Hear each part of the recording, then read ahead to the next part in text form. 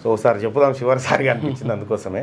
So Telangana రాష్ట్ర ప్రభుత్వం local body ఎన్నికలను నిర్వహించాలనేటువంటి ఉద్దేశంతో డెడికేట్ కమిషన్ ఇచ్చిన నివేదిక ఆధారంగా రిజర్వేషన్ల కోసం ఒక జీవో ఇస్తూ స్థానిక సంస్థల ఎన్నికలకు పోవాలి, రిజర్వేషన్లను ఖరారు చేయండి అని చెప్పి జిల్లా కలెక్టర్లకు ఆదేశాలు జారీ చేసినట్టుగా ఒక వార్త.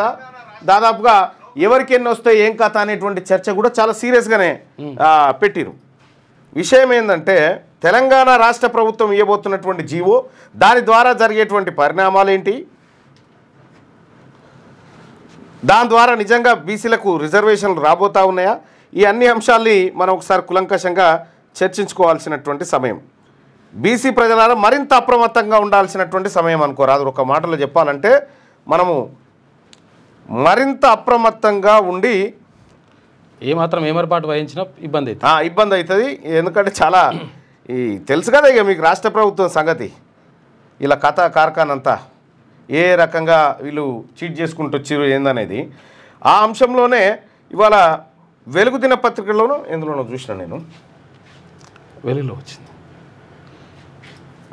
ఇది ఈనాడులో కూడా ఉంది. అక్టోబర్లోగా అధిగమించాలి ఎస్హెచ్ ప్రాజెక్టులో భూసేకరణ. ఇది కాదు వెలుగు దినపత్రిక వెలుగులో ఇది కాదు. బీసీలకు 13 జెడ్పీలు, 237 ఎంపీపీ జెడ్పీటీసీ, 2421 ఎంపీటీసీ స్థానాలు కూడా, 12,760 జీపీల్లో 5,359 పంచాయతీలు బీసీలకే దక్కే ఛాన్సు, 42% రిజర్వేషన్లతో బీసీలకు పెరగనున్న సీట్లు. డెడికేటెడ్ కమిషన్ నివేదిక ఆధారంగా లెక్కలు తీస్తున్న ఆఫీసర్లు. ఈ డెడికేటెడ్ కమిషన్ ఏంది, ఇదంతా ఏందనేది ఒకసారి మనం మాట్లాడుకోవాలి. ఇక్కడ మరో నయా మోసం అన్నట్టు ఆల్రెడీ దానికి సంబంధించింది రాయ్, డెడికేటెడ్ కమిషన్ అని రాయ్.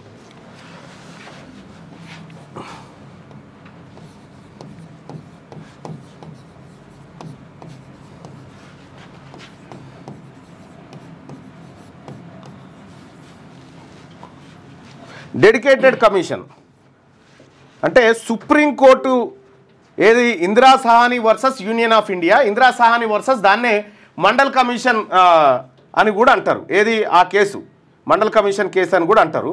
అక్కడ సుప్రీంకోర్టు క్లియర్గా కొన్ని అంశాలు చెప్పింది. ఏమని, మీరు బీసీలకు రిజర్వేషన్ పెంచాలి అంటే మూడు ఉండాలి. ఏది డెడికేటెడ్ కమిషన్, ఒకటి 50% రిజర్వేషన్ స్లాబ్ దాటొద్దు. ఓకే, క్యాప్ అంటారు దీన్ని, క్యాప్. ఇది దాటొద్దు అని చెప్పి క్లియర్గా అందులో చెప్తుంది, క్లియర్గా చెప్తుంది. ఒకవేళ దాటాలి అనుకుంటే డెడికేట్ కమిషన్ రిపోర్ట్ ఇవ్వాలి. రిపోర్ట్లో ఏముండాలి, ఈ రాష్ట్రంలో బీసీలు అత్యంత వెనకబడ్డరు కాబట్టి వాళ్ళకు రాజకీయపరమైనటువంటి అవకాశాలు కల్పించాలి, విద్యాపరమైనటువంటి అవకాశాలు కల్పించాలి, ఉద్యోగపరమైన అవకాశాలు కల్పించాలి. కాబట్టి రిజర్వేషన్ పెంపుదలను ఈ డెడికేట్ కమిషన్ చెప్పాలి. చెప్పిన తర్వాత దాని ఆధారంగా అసెంబ్లీలో బిల్లు పెట్టి ఆ బిల్లును గవర్నర్ ఆమోదించి తర్వాత పార్లమెంటుకు రాష్ట్రపతికి పంపి ఆ బిల్లును అక్కడ ఆమోదించి తీసుకుపోయి 9th షెడ్యూల్లో పెడితే ఓకే. ఎస్, కానీ మన బిల్లు గవర్నర్ బెట్లు దాటి అవతలికి పోలే, ఈయనే పడింది. ఇప్పుడు డెడికేట్ కమిషన్ చైర్మన్గా ఎవరున్నారు, భూసాని వెంకటేశ్వర్ను పెట్టిరు. ఎస్, డెడికేట్ కమిషన్ చైర్మన్గా ఫస్ట్ ఇంకా అది కూడా లేదు, ఏకసభ్య కమిషన్. ఇది భూసాని వెంకటేశ్వర్లు అనేటువంటి ఏకసభ్య కమిషన్ను పెట్టిరు. ఫస్ట్ ఏమో సుదర్శన్ రెడ్డి, జస్టిస్ సుదర్శన్ రెడ్డి అని ఉన్నాడుగా, వీళ్ళతోనో కమిటీ వేసిండు, రెడ్లతోని వేస్తే ఆ రెడ్ల కమిటీ అందుకోవడానికి ఈయన ఎంహెచ్ఆర్డీకి పోయిండు. బర్రి చెన్నారెడ్డి మానవ వనరుల సంస్థ ఉన్నదిగా, ఆడికి పోయి వీళ్ళంతా రిపోర్ట్ తయారు చేసినట్టు, సుదర్శన్ రెడ్డి రిపోర్ట్ తయారు చేసినట్టు బీసీల మీద ఈయన అందుకున్నాడు. ఇదే డెడికేట్ కమిషన్ ఏదైతే ఉందో భూసాని వెంకటేశ్వర్లు తయారు చేసినటువంటి కమిటీ రిపోర్టు, సార్ నేను కమిటీ రిపోర్ట్ తయారు చేసినా మరి ప్రభుత్వానికి అందజేస్తా అంటే ఏం అందజేస్తావు, ఆడ పెట్టిపో టేబుల్ మీద అని చెప్పిండు, ఆడ పెట్టిపో టేబుల్ మీద అని చెప్పిండు. అంటే రేవంత్ రెడ్డి గారికి ఎంత చిత్తశుద్ధి ఉందో మనం అర్థం చేసుకోవచ్చు. వాస్తవంగా రాజ్యాంగబద్ధమైనటువంటి కమిషన్ ఏదన్నది డెడికేట్ కమిషన్, సుప్రీంకోర్టు చెప్పిన మాట ప్రకారం. ఈ డెడికేట్ కమిషన్ నివేదికను పక్కకు పారేసి అక్కరకరాని సుదర్శన్ రెడ్డి కమిషన్ ఏది చైర్మన్గా ఉన్న కమిటీ రిపోర్ట్ అనుకుంటాను పోయి దాని హంగామా పేపర్లలో, ఎందుకంటే ఆయన రాష్ట్రపతి ఉపరాష్ట్రపతి అభ్యర్థి కావాలి, మళ్ళీ అదో దుకాణం, అది వేరే. అసలు కమిషన్ ఇది అసలు యాక్చువల్గా అసలు ఇది. ఇప్పుడు ఏమంటాడు మళ్ళా, ఈ కమిషన్ రిపోర్టు ఆధారంగానే మనం 42% రిజర్వేషన్ జీవో ఇవ్వాలని చెప్తా ఉన్నాడు. ఒకవేళ 42% రిజర్వేషన్ జీవో రేపో మాపో ఇచ్చిరనుకో, ఉంటుందా ఇది? ఎనీ కాస్ట్ ఉండదు. కోర్టుకు పోతారు, కథ. కోర్టుకు పోతే కథమే, కోర్టుకు పోకపోతే ఉంటుంది మరి. కానీ ఈ రాష్ట్రంలో ఉన్నటువంటి అగ్రవర్ణాలు ఎందుకు ఊకుంటాయి? ఎస్, ఎవరితోనో ఒకరితోనే వేపిస్తాయి. ఎవరితో? గతంలో జానారెడ్డి వేయించిండు కదా ఒక ఆమెతోటి, గతంలో ఒక ఆమెతోటి, ఓ రెడ్డి ఆమెతోటి వేయించి మన రిజర్వేషన్లు ఆపింది జానారెడ్డి గతంలో. ఇప్పుడు మళ్ళీ ఇవ్వాలి, ఇప్పుడు ఎందుకు ఊకుంటాడు జానారెడ్డి? మళ్ళీ ఇంకొని కొత్తని బట్టి తోలిస్తాడు అన్నట్టు. ఇప్పుడు హైకోర్టులో పిటిషన్ వేస్తే ఈ 50% దాటేటువంటి ఈ 42% రిజర్వేషన్ జీవో కొట్టేస్తుంది కోర్టు. ఎస్, ఒట్టిగానే కొట్టేస్తుంది. అప్పుడు మేము ఇద్దామనుకున్నాం కానీ వాళ్ళే కోర్టు కొట్టేసింది. ఇప్పుడు ఈ కమిషన్ ఆధారంగా జీవో ఇస్తారట, జీవో ఇక రిజర్వేషన్ ఖరారు చేయి ఇక వెంటనే వచ్చేసినట్టుగా. ఎంతటి మోసం అంటే వీళ్ళంత మోసం ఏడ ఉండదు. ఎంత రిజర్వేషన్? 42% రిజర్వేషన్. ఆల్రెడీ బీసీలకు, బీసీ సర్పంచులు, బీసీ ఎంపీటీసీలు వీళ్ళు ఎంతమంది ఉన్నారో తెలుసా? చూపిస్తా. 50% దాటిపోయి ఎప్పుడో దాటిపోయారే 50%. 50% దాటి ఎప్పుడో ముంగడికి పోయారు. కానీ ఆ 50% వాళ్ళని మనం 42 కాడికి తెస్తా అని దొరికింది.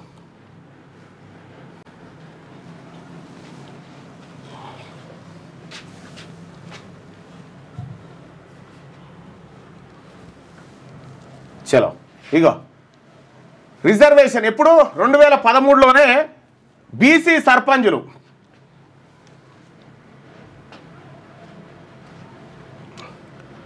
ట్రైబల్ ఏరియా, నాన్ ట్రైబల్ ఏరియాలో ఎట్లా ఉన్నారు? ఈ లెక్క ప్రకారం బీసీ సర్పంచులు వచ్చేసి 51% దాటిపోయారు 2013లోనే. బీసీ ఎంపీటీసీలు 50.5% వచ్చారు. ఆల్రెడీ బీసీ లోకల్ బాడీ ఎన్నికల్లో బీసీల ప్రాతినిధ్యం పెరిగింది. పెరిగినటువంటి దాన్ని ఇప్పుడు ఏం చేస్తారట? తగ్గిస్తారట, 42 తెస్తారట ఈ జీవో ఇచ్చి. మరి 42 ఇస్తే మిగతాయి మేము అందుకే చెప్తా ఉన్నాం, రేవంత్ రెడ్డి గారు ఇవి నీతోటి కావు, ఇంత పెద్ద పనులు నీతోటి కాదు, ఎందుకంటే నీకు చిత్తశుద్ధి లేదనేది అర్థమవుతా ఉంది. ఇక్కడ ఉమ్మడి 10 జిల్లాలకు సంబంధించినటువంటి డాటా మా దగ్గర ఉంది. ఎక్కడ ఎస్సీలు ఎంత, ఎస్టీలు ఎంత, అన్రిజర్వ్డ్ ఎంత ఉన్నారు, ఎవరెవరు సర్పంచ్లు అయ్యారు, ఏం కథ అనేది మొత్తం ఇక్కడ మా కాడ లెక్క ఉంది. ఇక్కడ బీసీలకు ఎన్ని? ఇగో 2931. ఏంటి ఇవి? సర్పంచులు 2931 సర్పంచులు బీసీలు అయ్యారు. ఓసీలు ఎంతమంది అయ్యారు అప్పుడు? 2916 ఓసీలు అయితే మొత్తం ఇవి 8000 గ్రామ పంచాయతీలు ఉంటే 8061లో పంపకాలు జరిగినాయి. ఇవి అయినప్పటికీ జనరల్లో పోటీ చేసి బీసీలు 51.5% వచ్చారు సర్పంచుల్లో. ఆల్రెడీ 51.5% వచ్చింది మొన్న 2019లో, అది 54% పోయింది. ఆల్రెడీ 54% క్రాస్ అవుతా ఉన్నది కదా బీసీలది, మళ్ళీ దాన్ని 42కి తెస్తా అంటున్నాడు. ఇప్పుడు డెడికేట్ కమిషన్ రిపోర్టు ఎట్టి పరిస్థితిలో ఆడ నిలబడ్డది. జానారెడ్డి అనేటోడు ఊకోడు, రేవంత్ రెడ్డి ద్వారా కేసే ఇస్తాడు. మళ్ళీ జానారెడ్డే వేయించి మేము జీవో ఇచ్చి బీసీలకు న్యాయం చేద్దామని పోతే ఈ కోర్టు అడ్డుకున్నది. ఈ రేవంత్ రెడ్డి గారు, నువ్వు జానారెడ్డి ఇద్దరు బాధ్యత తీసుకోరు, ఎవడు కోర్టుకు పోకుండా తీసుకోరు, బెస్ట్ బాధ్యత తీసుకోరు. మీరు ఫస్ట్ అప్రిషియేట్ చేస్తారు, అది చేయరు. కరెక్ట్గా కోర్టు వర్కింగ్ డేలోనే జీవో ఇస్తారు, అది ఎవడన్నా కోర్టుకు పోయేటట్టు చేస్తారు. మీరు చూడండి, ఇదే జరుగుతుంది తెలంగాణ రాష్ట్రంలో. బీసీలారా, మనకు రిజర్వేషన్ ఇవ్వడానికి ఈ అగ్రవర్ణాలు సిద్ధంగా లేవు. కానీ 7.8% ఉన్నటువంటి అగ్రవర్ణాలు 30-40% రిజర్వేషన్ వాడుకుంటున్నాయి. 30-40%. ఇక ఎమ్మెల్యే పదవుల్లోనైతే 50-60% రిజర్వేషన్ దొంగతనంగా వాడుకుంటారు. ఉద్యోగాలలో అదే, జ్యుడిషియరీ అది, ఏడ చూసినా అదే. పేరుకేమో బీసీలకు రిజర్వేషన్ ఉందని దొంగ మాటలు. 7.8% ఉన్నటువంటి వాళ్లకు ఈడబ్ల్యూఎస్ కోటా కింద 10% అమలు చేస్తూ ఉన్నారు.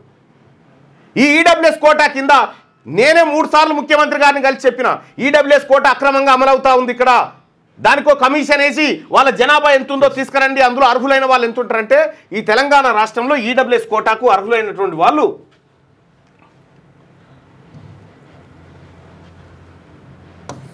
అయ్యో ఇది ఎట్లా వస్తుంది మార్క్ తీసుకోవాలా? అచ్చా ఇదా ఓకే.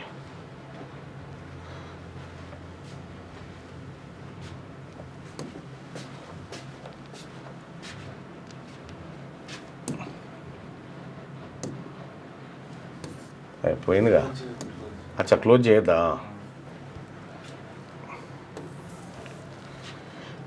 మొత్తం తెలంగాణ రాష్ట్రంలో ఉన్నటువంటి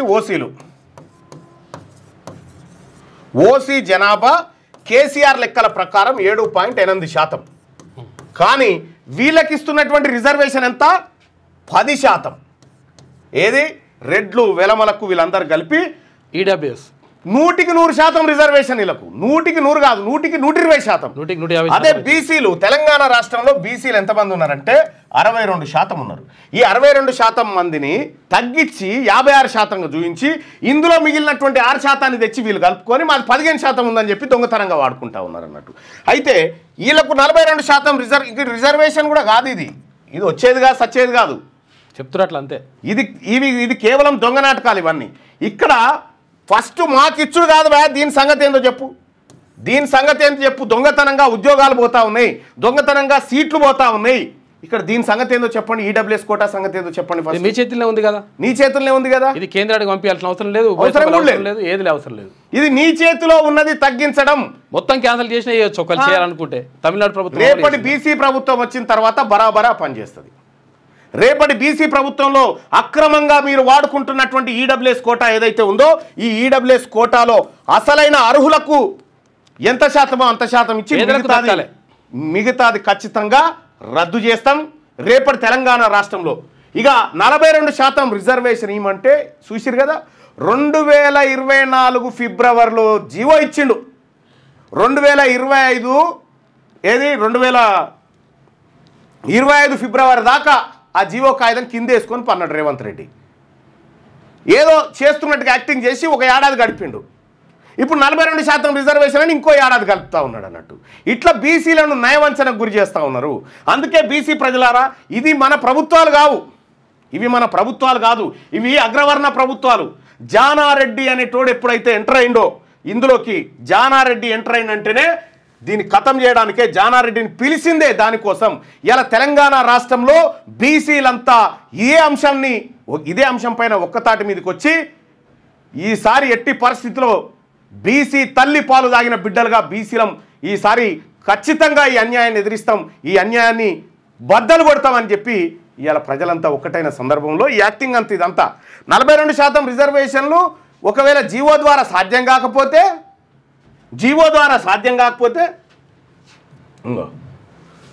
42% రిజర్వేషన్ జీవో ద్వారా రాకుంటే అప్పుడు పార్టీ నుంచి ఇస్తామని కథలు అన్నట్టు. కాంగ్రెస్ పార్టీ ఏం చేస్తుందట,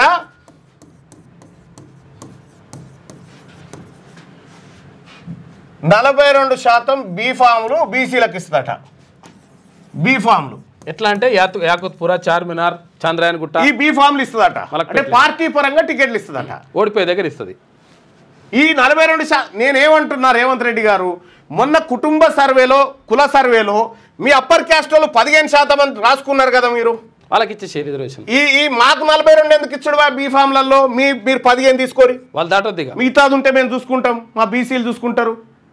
ఇవాళ కాంగ్రెస్ పార్టీలో ఉన్నటువంటి బీసీలు, బీజేపీలో ఉన్న బీసీలు, బీఆర్ఎస్ పార్టీలో ఉన్నటువంటి బీసీలు మీ అగ్రవర్ణాలు ఇలా చుట్టూ తిరగాలిగా. ఇక 42లో మాకు కావాలి సార్ బీఫామ్, మాకు కావాలని తిరగాలన్నట్టు. ఈ తిరిగే కాలం పోయింది. అందుకోసమే తెలంగాణ రాజ్యాధికార పార్టీ ఏర్పడ్డది. ఈ తెలంగాణ రాజ్యాధికార పార్టీలో నిన్న నేనే కార్యకర్తలతోని ఆడియో కాన్ఫరెన్స్లో మాట్లాడడం జరిగింది. వాళ్ళందరూ కూడా ఎక్స్ప్లెయిన్ చేయడం జరిగింది. ఇదంతా మీ కుట్రను ఎప్పటికప్పుడు రాజ్యాధికార పార్టీ బయట పెడుతూనే ఉంటుంది. మీ నయవంచన ఏదైతే ఉందో ఇక్కడ ఆల్రెడీ 50% స్లాబ్ ఎక్కడ దాటింది? ఈ 50% రిజర్వేషన్ ఎక్కడ దాటింది? విద్యా ఉద్యోగాలలో దాటింది. విద్యా ఉద్యోగాలలో దాటింది. 50% ఆల్రెడీ ఎస్సీ ఎస్టీ బీసీలకు ఉందిగా, ప్లస్ 10% ఈడబ్ల్యూఎస్ అన్నట్టు. అయితే ఈ విద్యా ఉద్యోగాలలో దాటింది, దాంట్లో దాటలేదు. ఈ విద్యా ఉద్యోగాలలో దాటిన దాంట్లో మన బీసీలకు విద్యా ఉద్యోగాల విషయం మాట్లాడతలేడు ఇప్పుడు రేవంత్ రెడ్డి. 42% రిజర్వేషన్. స్థానిక సంస్థలు ఆల్రెడీ మనం 50% పొందుతున్న స్థానిక సంస్థల రిజర్వేషన్ని 42కు తెస్తారట. వాహ్, ఎంత తెలివి కలవాడు చూడరిగా. ఇటువంటి మొనగాడు ఉంటాడు అన్న భూమి మీద. ఈ ఈడబ్ల్యూఎస్ కోట వీళ్ళు మాత్రం దాటొచ్చట. రెడ్లు వెలమలు అగ్రవర్ణాలు కలిసి వీళ్ళు దాటొచ్చట రిజర్వేషను. బీసీలు మాత్రం దాటనీకి లేదట. బీసీలు అంటరానోళ్ళ కంటే అర్థం అనమాట వీళ్ళ దృష్టిలో. మరి ఇదెందుకు దాటింది?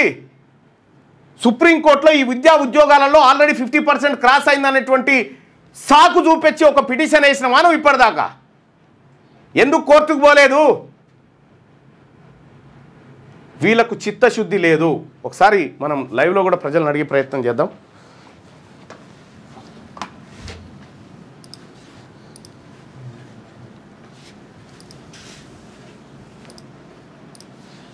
బీసీ రిజర్వేషన్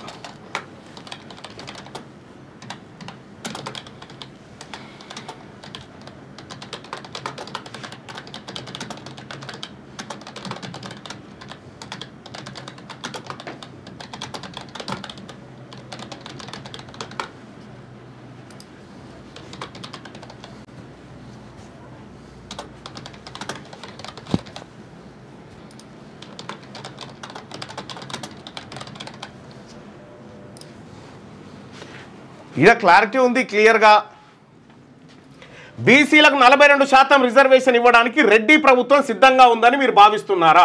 ఇవ్వరు, మోసం చేస్తారనుకునే వాళ్ళు ఇక్కడ, ఇస్తారు న్యాయం చేస్తారనుకునే వాళ్ళు ఇక్కడ. మీ ఒపీనియన్ తెలియజేయండి. ఇక్కడ మనం లెక్కలు బయట పెడితేనే వాళ్ళ కడుపు మసిలిపోతూ ఉంది, వాళ్ళ నెత్తంత బద్దలైపోతూ ఉంది. రేపు వాళ్ళ దగ్గరున్న అధికారం బీసీలకు వస్తుందంటే ఊరుకుంటారా? తెలంగాణ రాష్ట్రంలో ఇక చూడుర్రి,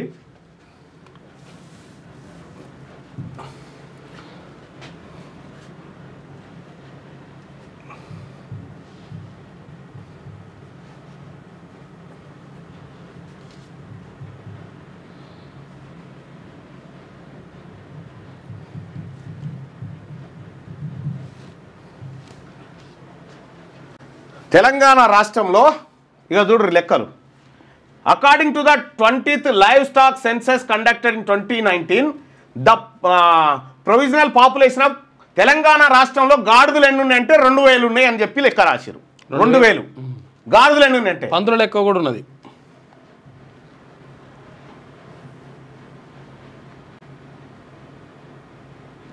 పందులు ఎన్ని ఉన్నాయంటే లెక్క ఉంది. తెలంగాణ రాష్ట్రంలో ఎన్ని పందులు ఉన్నాయనేది లెక్క ఉంది. ఇక భారతదేశంలో ఎన్ని పందులు ఉన్నాయో లెక్క ఉంది. బఫెలోలు ఎన్ని ఉన్నాయో లెక్క ఉంది. కుక్కలు ఎన్ని ఉన్నాయి, నక్కలు ఎన్ని ఉన్నాయి, గుర్రాలు ఎన్ని ఉన్నాయి, ఆ తర్వాత కేమల్స్ ఎన్ని ఉన్నాయి, పందులు ఎన్ని ఉన్నాయి, గోట్లు ఎన్ని ఉన్నాయి, బఫెలోస్ ఎన్ని ఉన్నాయి, కట్లు ఎన్ని ఉన్నాయి, వీటికి లెక్క ఉంది. కానీ బీసీలో తెలంగాణ రాష్ట్రంలో ముదిరాజులు ఎంతమంది ఉన్నారో లెక్కలేదు రాష్ట్ర ప్రభుత్వం దగ్గర. తెలంగాణ రాష్ట్రంలో గౌడ్లు ఎంతమంది ఉన్నారో లెక్కలేదు రాష్ట్ర ప్రభుత్వం దగ్గర. అంటే ఈ దేశంలో కుక్కలను నక్కలను లెక్క పెడతారు కానీ బీసీలను లెక్క పెట్టరు. వీళ్ళు బీసీలో ఉన్నటువంటి మెజారిటీ కులాలను లెక్క పెట్టరు. ఎందుకంటే వాళ్ళ లెక్క వాళ్ళకి చెప్తే వాళ్ళ అధికారం కావాలంటారు కాబట్టి చెప్పరు అన్నట్టు. చెప్పకపోగా సమగ్ర కుటుంబ కుల సర్వే పేరుతోటి 50 లక్షల మంది బీసీలను మోసం చేసింది కాంగ్రెస్ పార్టీ. చంపేసింది లిటరల్గా. ఇక్కడ బీసీలకు ఎవ్వడు కొత్తగా పుట్టకపోగా గడిచిన 10 ఏళ్ల నుంచి ఈ అప్పర్ క్యాస్ట్ వాళ్ళ కట 16 లక్షల మంది పుట్టినట్ట కొత్తగా. అందుకోసం బీసీ ప్రజలారా, ఇవి మన ప్రభుత్వాలు కాదు. దయచేసి లైవ్ చూస్తున్నటువంటి మిత్రులకు నేను ఒకటే రిక్వెస్ట్ చేస్తా ఉన్నా, వీళ్ళ ఒంటి నిండా విషయమే ఉంది. వీళ్ళు ఎప్పటికీ మనోళ్ళు కాదు. మన బతుకులు మారాలన్నా, మన జీవితాలు మారాలన్నా మన ముందున్నది ఒకే ఒక్క ఆప్షన్. తెలంగాణ రాష్ట్రంలో బీసీలు రాజ్యాధికారంలోకి రావడమే. బీసీలు రాజ్యాధికారంలోకి రావడమే మన ముందున్నటువంటి ఆప్షన్. ఇంకొక ఆప్షన్ కూడా లేదు. అందుకోసమే అనేక మంది బీసీ బిడ్డలంతా తండోపతండాలుగా ఇవాళ తెలంగాణ రాజ్యాధికార పార్టీలో సభ్యత్వం తీసుకుంటా ఉన్నారు. మీ వ్యాపారం అభివృద్ధి కావాలని కోరుకుంటున్నారా? అయితే వెంటనే క్యూనస్ ని సంప్రదించండి. Schools, colleges, banks, shops, office promotions, land promotions, political promotions, restaurant promotions, hospital promotions, పుట్టినరోజు వేడుకలు, శుభకార్యాలు, వ్యాపారాలు ఏవైనా, సందర్భం ఏదైనా ఇప్పుడే క్యూన్యూస్ ద్వారా తెలియజేయండి. మీ వ్యాపారాన్ని అభివృద్ధి చేసుకోండి.